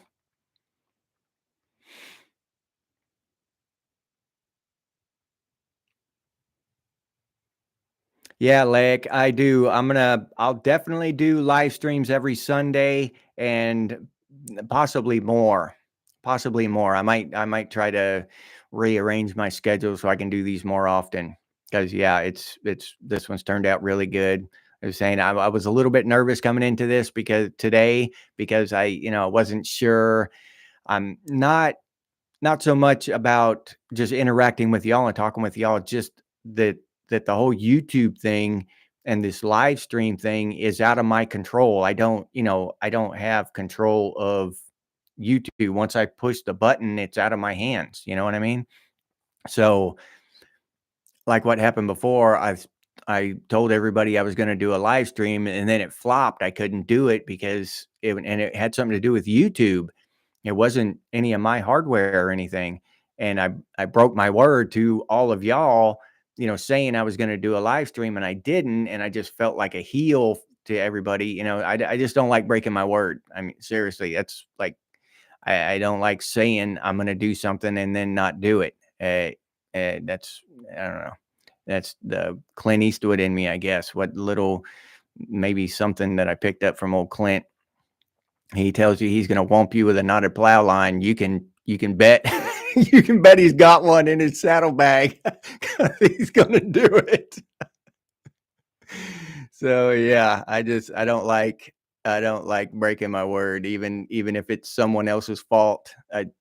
It takes me a while to get over it when it happens. So I was a little bit nervous about it, but it's going really well now. So I'm going to try to do more. Okay, let's get back to the comments here. Punisher. Yeah, Rambo never talked about his problems, and we were okay with it. Hell yeah. Yeah, that another thing, did y'all watch that The Batman? That the latest Batman with the kid from the vampire Twilight trilogy? I watched that first movie. I was like, "Oh yeah, a new Batman movie. I can't wait." And I got all the way up watching it. It was okay, all the way up until the part where he started complaining. Why are they doing this to me? They're always picking on me and shit. I'm sitting here listening to it. I'm like, who wrote this? This is Batman. This is Batman, and he's crying. He's bitching about the villains doing villainous shit. That's why you became Batman. That's why you put on the cowl, because villains do villainous shit. Just like you just ruined Batman for what? To make him seem more emotional and appealing to these younger kids, and just completely destroy, and it with one sentence completely destroy a superhero icon that has been around for damn near 100 years, and just destroy everything he's been about. uh yeah, that I so no, I don't like the new Batman movies. I haven't seen the second one. Haven't even seen it. A matter of fact, I don't even know if it's come out yet. I haven't even paid attention to it. I think they made a second one and put it out, but I don't know.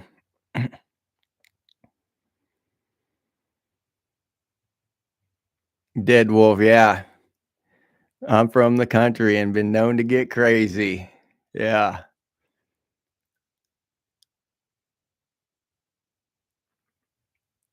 All right, Dwayne. Goodbye, buddy. Thank you for coming by, man, and thanks for becoming a member. That's awesome, man. Glad to see you here today. That was great. I appreciate it. You were making cheese blintzes? What's a blintz, Laura Ann? I never heard of a blintz. I suppose it's food because you put cheese in front of it. Big country, more live streams. Okay. All right. We'll do these more often, at least once a week to start. And if I can get my schedule moved around, maybe I'll do them, like 2 or 3 times a week.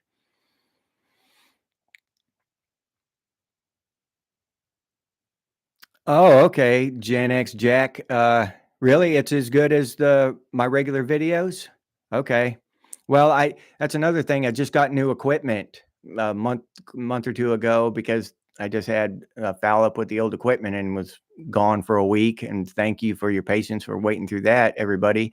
But so I upgraded my equipment, and then so I didn't know how all this was going to work on the live stream either. So I'm really glad that it's working good and that y'all are having a getting a good quality, stream here. So that was important. That's something I was a little anxious about.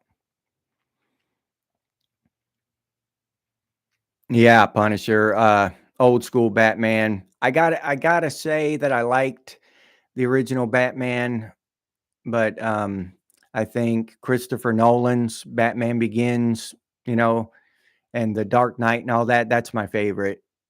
That I know he got a lot of hype and stuff, but what's his name? Heath Ledger as the Joker, he deserved it. That was just the best Joker role, the best, maybe the best villain of any superhero movie ever. The Joker in The Dark Knight. I mean, that was just awesome. So I like those. Those are my favorite Batman movies.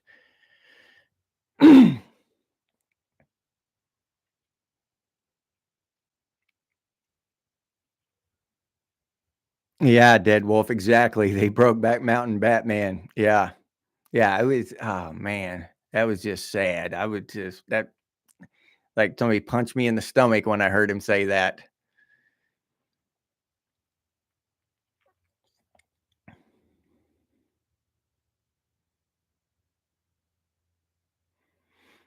Yeah, Punisher. What happened to old school tough guys who answered guys' questions by spraying bullets and downing a PBR six pack? Yeah, what happened to those guys?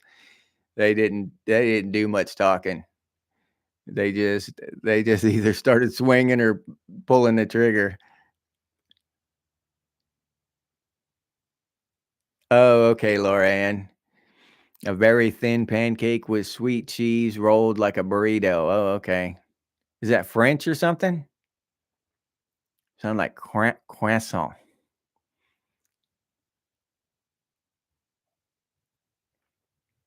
Yeah, Punisher. That Christopher Nolan, he's the one that really, because it was before that was before Marvel really took off. He brought back the superhero stuff and really brought it to the front and center in the movies. You know what I'm saying? He's the one that really did that with that Batman trilogy. That was just badass. That those were just good movies. You could change Batman out to something else and it would still be great movies. You know what I mean? Like with Spider-Man 2. Well, Spider-Man did the same thing. So with Sony's Spider-Man. But remember when Tobey Maguire was Spider-Man and Spider-Man 2 was the best out of his trilogy. But yeah, you could have taken the suit off Spider-Man and made him a butcher in Queens, New York, and it still would have been a great story. You know what I'm saying? That some movies like that, you can tell when they're great when you can envision them it being about a dog trainer or a cop or a firefighter, whatever. But that story would just make the transfer and still be awesome. So not very many superhero movies can do that, not very many.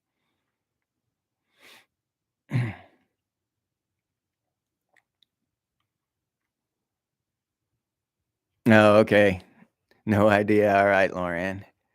Yeah, but, I was talking earlier about, Jack Mercer was talking about brought up the idea of the movies today and TV shows today that have a lot of '80s, um, nostalgia in them, and I was thinking about that, and they do have a lot of that, and I just think that's another thing that really says something about Gen X being special because you just don't see a lot of hippie culture in movies.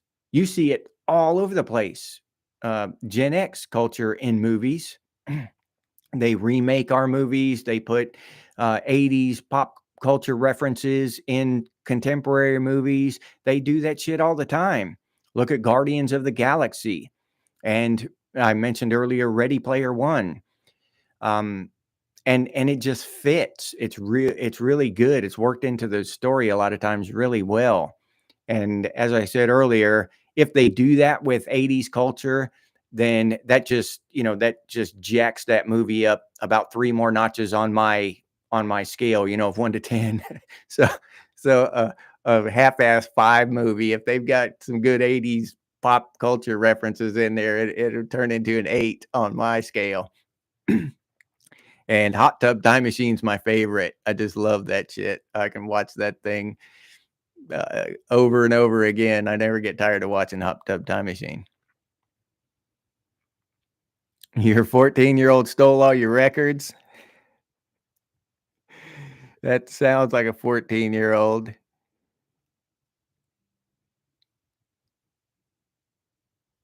All right, big country.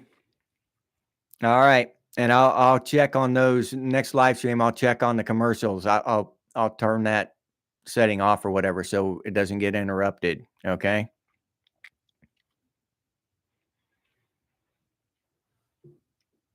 Yeah, but I touched on that before, but that's that the pop culture in movies today, in contemporary movies, is just another uh pointer, another more evidence that Generation X is the most iconic generation ever.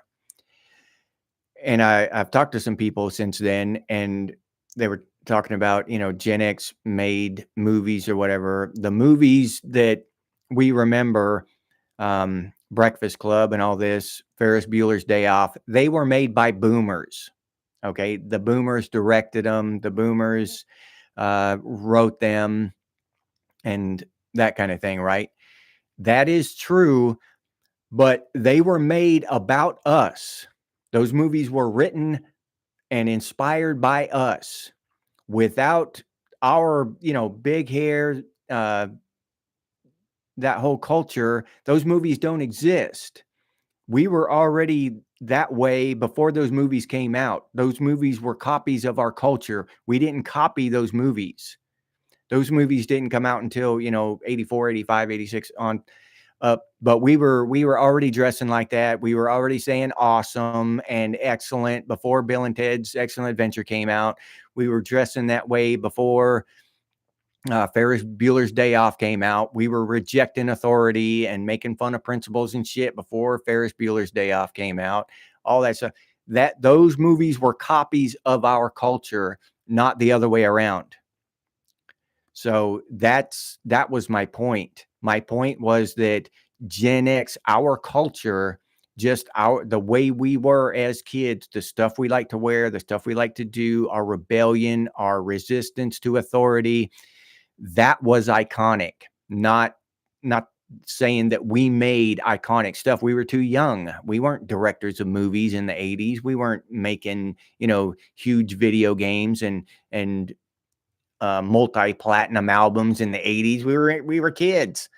We were in middle school and high school, but we were iconic as kids. We were iconic kids. We were awesome. Jumping shit.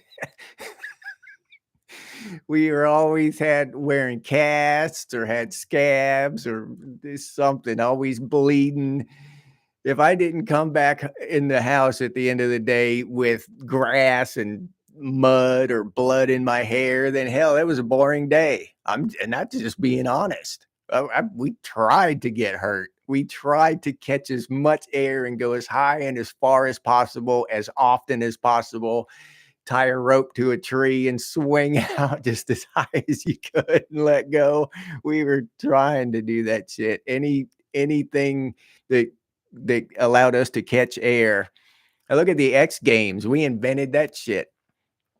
Yeah, it was just great days. And I honestly believe that we were the most iconic generation ever. And so much, and it's still being copied today in this pop culture that's in our pop culture, that's in these contemporary movies today. They're not putting hippie stuff in these movies today. They're not putting, greaser, hot rod stuff from the 50s in these movies today. They're putting Gen X 80s shit in these movies today. They're playing our music. They're wearing our clothes. They're making movies about the 80s, not other generations. So, yeah.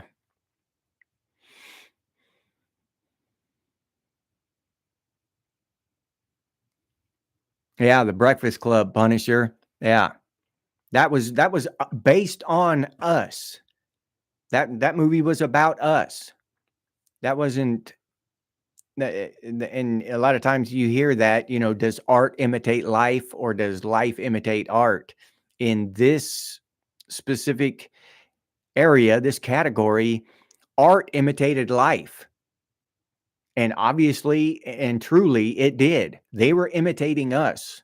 We didn't watch these movies and then start acting that way. These movies didn't come out in the 70s and we started dressing that way. No, these movies came out in the mid to late 80s. So yeah, they were definitely copying us, but it's awesome, and they were awesome movies. But I just think that that's just more evidence that we were the most iconic generation.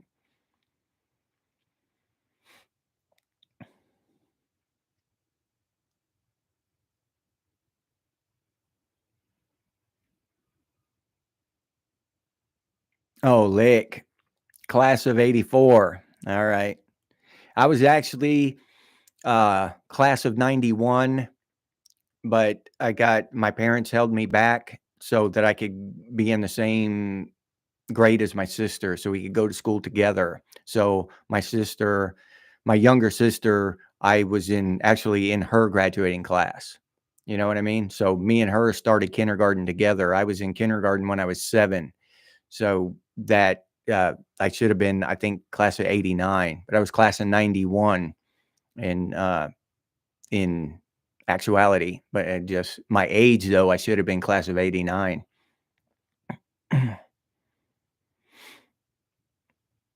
Yeah, Kimberly. Kimberly, glad to see you here. Thanks for chiming in. Yeah, we had no fear. Yeah, definitely. No, we would jump off of shit. I jumped off a bridge one time into John Day. We called it John Day. It was up there in Washington. It was actually on the Oregon side of the Columbia River, and they've got this inlet. It's called John Day, and the bridge goes over it. And all of us went down there and decided we were going to jump off the bridge. That was one of the most painful things I've ever survived, and I'm lucky I survived it just because I was stupid when I did it. Yeah. Yeah, because I don't like heights, and so I was really afraid when I was up there looking down, so I just closed my eyes and I made myself step off. That's like, I don't know, one of the things that I can do. I can make myself do things. I don't know, I'm known a lot of people who can't do that, but I can. I can make myself do shit. So I was on the bridge like this and looking down, and I'm scared to death. But my boys are behind me, and I don't want to be the chicken shit in the bunch. So I just close my eyes and step off the bridge. Well, I kept my arms out like this, and I went down like this, and my legs spread like that as I was falling. Yeah. So my boy parts hit the water at the at the speed of sound. Slap. After after after I took a shot to the nuts, my chest hit and my arms hit. So it was like 3 slaps. Whap whap whap. I thought I was gonna die. I went under the water.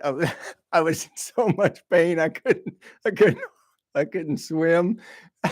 So I was like, it was like if you just dump somebody out of a wheelchair into the water. You know what I mean? It just struggling. Oh my goodness. I was so lucky to survive that. I'd never jumped in the water like that before. And I didn't, it, I didn't think ahead enough to know that that was gonna be painful if I didn't put my feet together, and go in like a knife. Yeah.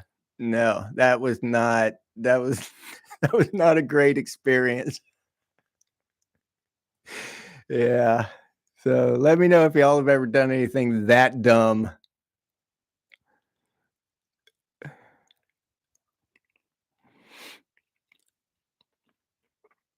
Oh, Laura Ann, you were 89 too? Yeah, that's the same that's the one I should have been, but I was, at like I said, I ended up being, 91. LJ, yeah, that shit hurt. Yeah. That was a whole 'nother level of pain. 'Cause I started out afraid when I dropped off, then I hit the water and I went under the water, and then it was just another realm, a whole different realm of of pain, and then I was scared of drowning after I hit it because I couldn't swim. So I was in so much pain.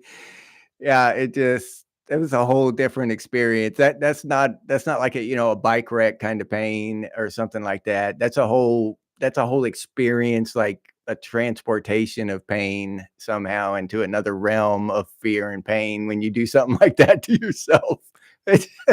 Yeah, I don't advise it. I don't advise it. You still got your 82 Mongoose bicycle, Mike Fleisner? That's awesome. Yeah, that's awesome. That's an antique now, buddy. That's probably worth a pretty penny. Did you just get on here, Mike? I'm glad to see you here, man. We're having a blast just talking, reminiscing about the good old days, man.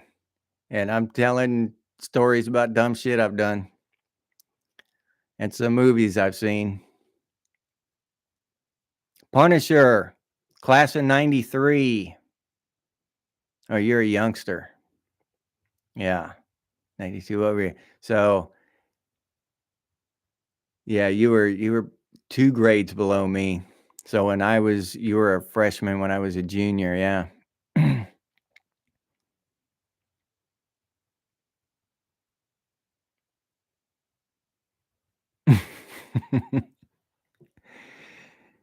Dead Wolf Resistance, class of 88. Yeah. Yeah, so let's see, you were born in 70, Dead Wolf? You grew up in the 70s like I did. So we have some Gen Xers born in the late 70s who grew up in the 80s. You know what I mean? They don't even know how that whole, being 5, 6, 7 years old in the 70s was just a complete they think they were free in the 80s. Shit. We were free in the 70s. They didn't give a shit. Yeah.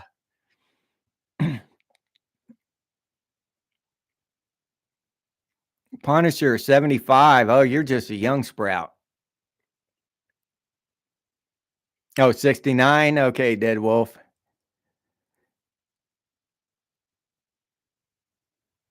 Yeah, I think, let's see.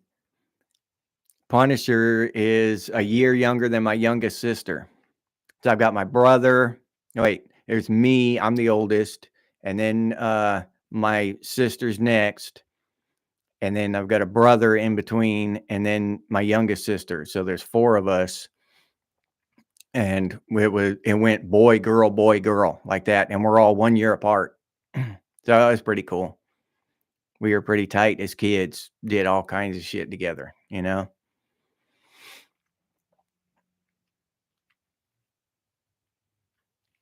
But yeah, yeah, I love the 70s. Oh, hell yeah. Did I ever go to a drive-in movie? Yeah. Hell yeah. I went to see, let's see, what did I see in the drive-in theater? The first one I remember seeing was that movie 9 to 5, but they had a double feature and it was 9 to 5 and Norma Ray. The movie Norma Ray was being played beside it, right after it or whatever. And I heard my parents talking about it, and I thought that was the name of the movie, 9 to 5 in Norma Ray. I was like, I was trying to figure out what the hell is this movie going to be about as a kid. We're going to see a movie called 9 to 5 in Norma Ray. Like, what the hell? Just how your mind works when you're a kid. You know what I'm saying? I just strung the whole thing together in 9 to 5 in Norma Ray. That's doesn't sound like a very good movie. Can't we watch Rocky or Rambo or something? Yeah. But yeah, I used to love the drive-in. I was actually disappointed when they started going away. Who they that drive-ins were great. Who do I want to go to a drive-in? I don't know. They went away though.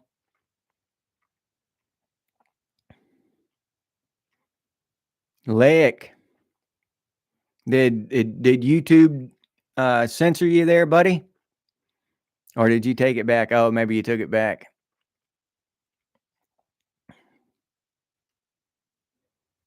Oh, you saw the original Heavy Metal? You saw that in the drive-in theater? That's that's pretty awesome. Saw the original Heavy Metal at the drive-in theater. That's cool as shit.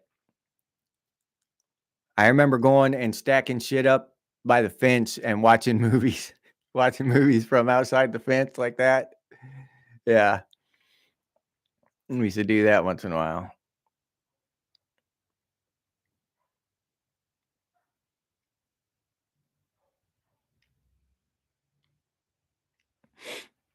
But yeah, I think that's the earliest I remember seeing something at the drive-in was 9 to 5 in Norma Ray.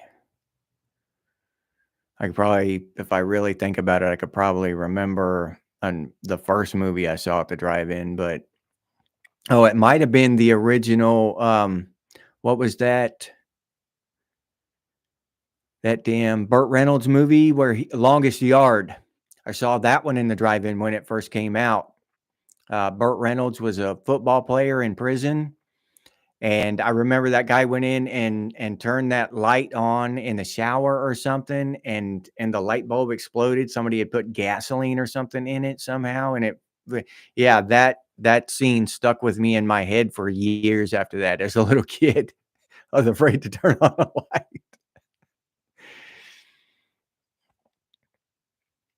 You still have a drive-in in Blue Ridge? All right.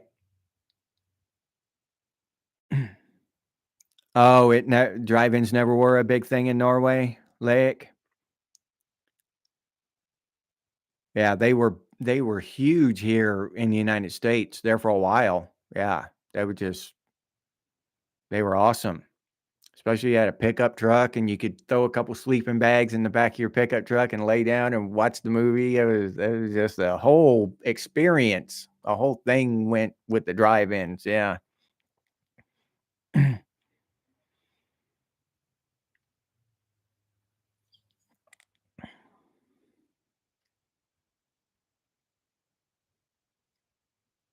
Oh yeah. RT Escape from Alcatraz. Yeah. I didn't see that one in the drive-in though. I didn't see Brewster's Millions either, Punisher. I never saw that one in the drive-in either. But I did go quite a few times as a kid. Just just we I grew up really poor, and so that kind of stuff, just even just going to the mall, I only had, actual money to go to the mall and go spend money at the arcade. Maybe once a year, once in a while, we just didn't do that kind of stuff on a regular basis. Uh, so yeah, I kind of missed out on, I mean, I got to experience it, but just not a lot of it. So,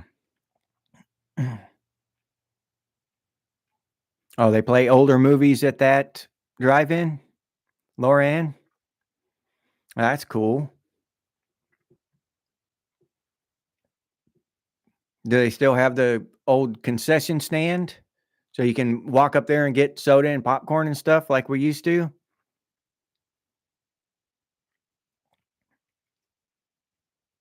But yeah, those watching movies at the drive-in was just a special, unique experience. I miss that stuff. Yeah, that was great. It just, I don't know. We've sacrificed a lot for this convenience. Yeah, it's real convenient to watch a movie, sit on your couch and watch Netflix. That is super convenient. But just all this stuff that's missing from the drive-in experience, you know what I mean? Not to mention, you're burning a few extra calories going to the drive-in and doing it instead of just sitting on your couch. So that was a whole experience that you had that's just completely gone away, and we've sacrificed that in the name of convenience. And I don't know, I don't like it. I'd rather go out of my way and do a little extra and have a real deeper, more meaningful experience, a real experience rather than just sit there and veg out all day. I don't know. It's just me.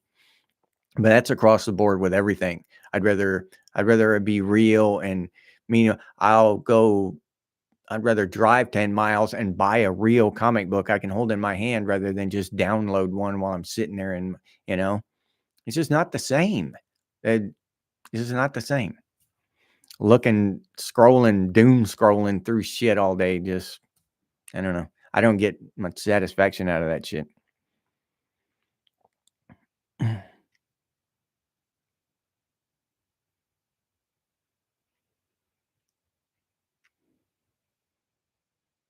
Oh, fixing cars, Kimberly Drake. Yeah.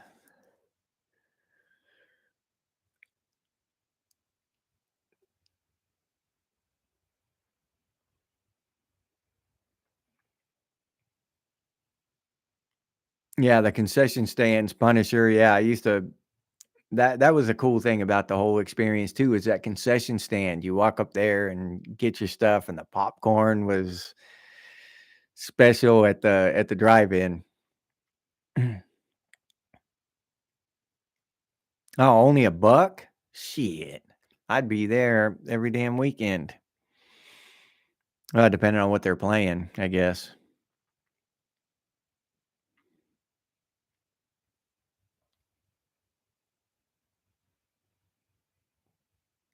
Keith Peterson. Haven't seen you here on here yet. Did you just show up? But welcome anyway. I'm glad to see you here, buddy. Uh oh, the first Batman was with Michael Keaton. Yeah. Yeah, that was a good one. That and what's his name? Jack Nicholson did a good job as a Joker there too, and he got a lot of praise for that. But still, I think Heath Ledger was just the ultimate Joker in his take on it. Oh, they have a diner at the. I've never seen a drive-in with a diner, Laura.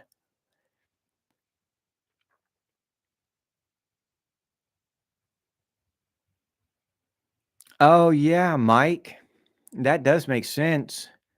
Drive-ins would be a good thing during COVID, huh? That would make sense instead of everybody being crowded into a indoor theater, you'd be in open space. Yeah, makes sense. But yeah, I miss those old movies back then. Smokey and the Bandit. One of my favorite ones. One of the first movies I remember going to see in an indoor theater was First Blood with the first Rambo movie, First Blood. And that movie was just awesome. That thing stuck with me for a long time. I wanted one of those Rambo knives so bad, those survival knives with all the fish hook and the matches and shit in there. Yeah, I wanted that knife so bad. I think I might have got a plastic one at one time or something, but I never did get a real one. I still love them when I see them. I'm like, oh, that's a Rambo knife. But yeah, I might get myself one of these days. But yeah, those were great movies. Even the ones, yeah, Sylvester Stallone and Arnold Schwarzenegger, and they would barely talk. They didn't have a lot of dialogue and love scenes and all this shit. It was just them blowing shit up or shooting people. Those were great movies. Great movies. Yeah. They drew first blood, not me. He can eat things and it'll make a billy goat puke. Oh, Colonel Troutman. Yeah. Yeah, y'all remember that.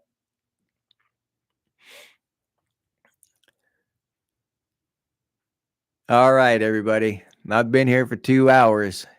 So I'm gonna go ahead and start getting ready to wrap it up.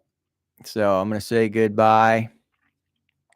I'll give y'all a chance to say something here on the comments as we wrap it up. But yeah, I really enjoyed this. I knew I was gonna have fun talking with y'all live like this. Don't get me wrong. I knew I was gonna enjoy it, but just the technological tech, technological the technology, that experience was a lot more fluid and easier than I thought it would be. So I'm pleasantly surprised with how easy it's become. And this is just in the last few months since the last time I tried it. I mean, they've made some progress, so I'm glad to see it. Really smooth and enjoyable experience getting on here and talking with y'all. The the Swan Drive-In and Diner. Okay. Blue Ridge, Georgia. The Swan Drive-In and Diner. That's a pretty cool name. So if you're ever in Blue Ridge, Georgia, check it out. Last Chase. I've never seen that one. Lee Majors. Yeah, I remember old Lee Majors. He was one of my favorites. The Bionic Man. Yeah.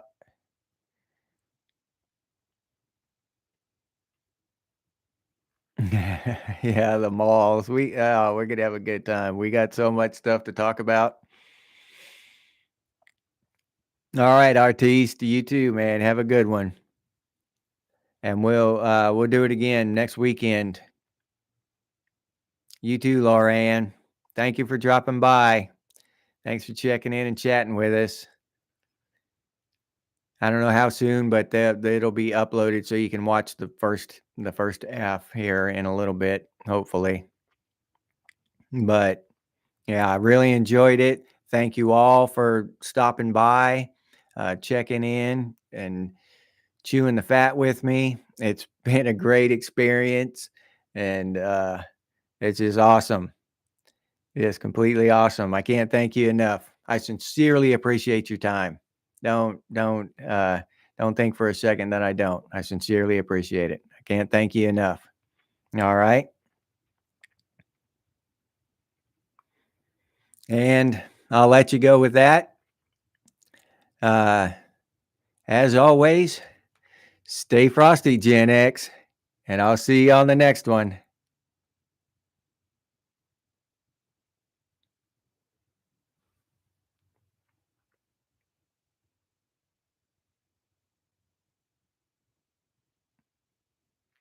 Oh, Keith, yeah, it's 4 p.m. my time.